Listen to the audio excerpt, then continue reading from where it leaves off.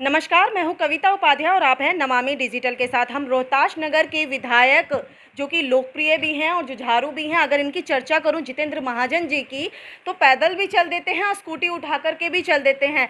अगर हम आपके विधायकों की बात करें तो सीधा वो सिविल लाइन में हैं और ये अपना कार्यालय चला रहे हैं एक छोटे से कमरे में, और ये काफ़ी समय से चल रहा है। इन्हीं से बात करेंगे। सर, बहुत बहुत स्वागत है नमामि डिजिटल में आपका। दो सवाल, सबसे पहले ये कि क्यों आज भी ऑफिस इस कमरे में चल रहा है, क्यों नहीं विधायक ऑफिस अलॉट हो पा रहा। दूसरी बात ये कि आपने एक जन आंदोलन के तौर पर आवाज़ उठाई कि रोहतास नगर में आप शराब का ठेका नहीं खुलने देंगे। इन दोनों पर ही चर्चा करेंगे। सबसे पहले बात करेंगे आपके ऑफिस की। धन्यवाद। नमामि गंगे चैनल का मैं धन्यवाद करता हूं कि आप यहां पर आए। लगभग पिछले 1.5-2 वर्षों से हम कार्यालय की डिमांड कर रहे हैं। पिछली विधायिका को भी शादरा में जल बोर्ड के कैंपस में कार्यालय मिला था, उसके लिए मैंने भी विधायक बनते ही एकदम डिमांड की थी, मगर किसी न किसी कारण से अभी तक मुझे वो कार्यालय मिला नहीं है। जी। अभी लगभग सारा काम उसमें पूरा हो गया है और बिजली का कनेक्शन होना है। बिना बिजली के कनेक्शन के हम वहाँ शिफ्ट नहीं कर सकते। जल बोर्ड के अधिकारियों ने ऐसा विश्वास दिलाया है कि आने वाले 5-10 दिन में बिजली कनेक्शन भी हो जाएगा। अभी क्षेत्र के लोगों को निश्चित रूप से असुविधा हो रही है, उसके लिए मैं क्षमा मांगता हूं। मुझे जैसे ही कार्यालय मिलेगा मैं नए कार्यालय में शिफ्ट कर जाऊंगा और हमारा ये प्रयास रहता है कि हमारे पास जो भी आए उसकी जो भी अपेक्षा हम उस पर खरे उतरें, उसके लिए हम कोशिश करते हैं। रोहतास नगर की जनता को अब ये लगता है कि अगर जितेंद्र महाजन जी है तो मुमकिन है कि शराब का ठेका नहीं खुलेगा। वो विश्वास जो आप पर बना है उसके लिए कैसे संघर्ष करेंगे आप? मुझे रोहतास नगर की जनता ने विजयी बनाया है और मैं किसी भी कीमत पर उनकी अपेक्षाओं पर खरा उतरूं, इसके लिए मैं प्रयास करता हूं और करूंगा।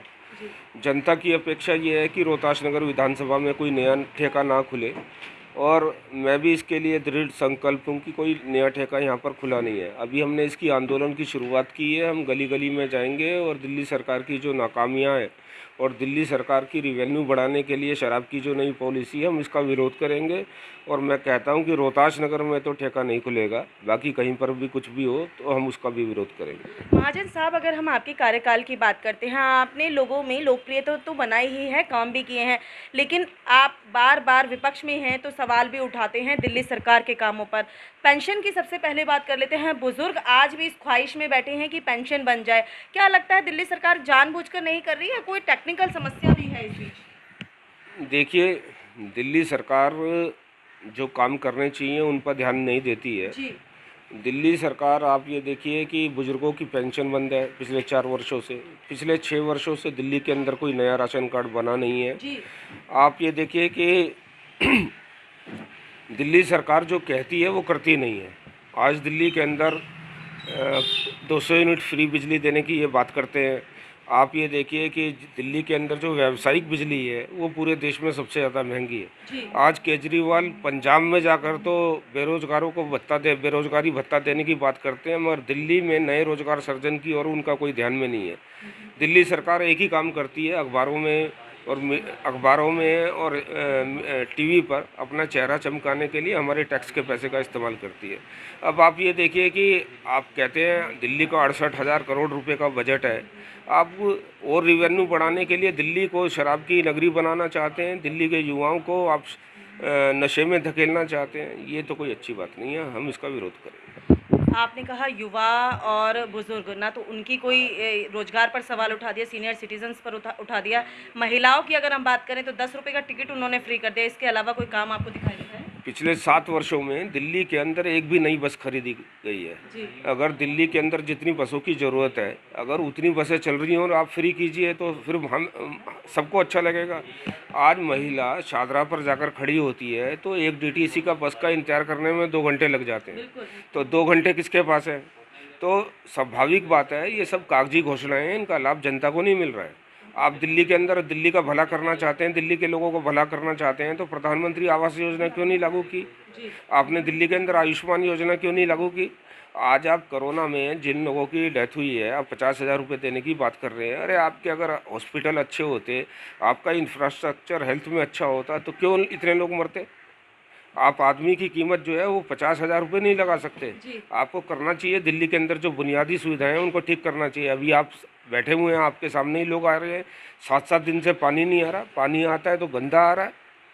आपको जो काम करने चाहिए आप करते नहीं हैं, आप तो सिर्फ अखबारों के मुख्यमंत्री हैं, अखबारों की सरकार है। सर ने बहुत सारी बातें कर दी हैं और रोहतास नगर जनता की बात करूं तो उन्होंने फिर वही बात है कि एक ही जो रोशनी दिखाई दे रही है वो जितेंद्र महाजन दिखाई दे रहे हैं। जनता ये चाहती है कि जो नई नीति आई है शराब के ठेकों को लेकर के वो ना हो, वो ना खुलें। इसी बीच रोहतास नगर के विधायक ने अभी कुछ ही दिनों पहले जन आंदोलन खड़ा करा, लोगों के बीच में उतरे और सबकी आवाज़ बन कर के आए। अब देखना ये होगा कि ये जो संघर्ष है ये कितना जारी रहेगा। एक सवाल फिर भी ये करूँगी, विधानसभा में कितनी कोशिश करेंगे इस सवाल पर, इस समस्या पर? पहली बात तो विधानसभा का सत्र जो है वो पूरे समय के लिए बुलाया नहीं जाता है। सत्र को 2 दिन के अंदर, 1 दिन के अंदर ये लोग पूरा कर देते हैं। पूरा हमारी डिमांड ये है कि एक तो पूरा 15 दिन का सत्र बुलाया जाए और जनता से जुड़े हुए जितने भी मुद्दे हैं उनके ऊपर बात की जाए। हम विधानसभा में भी इस मुद्दे पर सरकार को घेरेंगे। दिल्ली को पेरिस बनाने में अभी कितना समय और लग जाएगा, जो आम आदमी पार्टी कहती है? आप जीटी रोड और लोनी रोड पर चले जाइए, आपको ध्यान में आ जाएगा। ये सब झूठे वादे हैं। सड़कों की हालत बिल्कुल ख़राब है। पूरी दिल्ली में पीडब्ल्यूडी की जितनी सड़कें हैं उनमें गड्ढे पड़े हुए हैं और लोग चोटिल हो रहे हैं, कोई ध्यान देने वाला नहीं है। निश्चित तौर पर अगर शाहदरा की बात करें और रोहतास नगर विधानसभा की बात करें तो समस्याएं विधायक जी ने कह दी हैं और विपक्ष है तो जाहिर सी बात है कार्यालय जैसी बेसिक सुविधा के लिए भी इन्हें संघर्ष करना पड़ रहा है। फिर भी जनता की आवाज़ बनकर के आगे आ रहे हैं। देखते रहिए नमामि डिजिटल।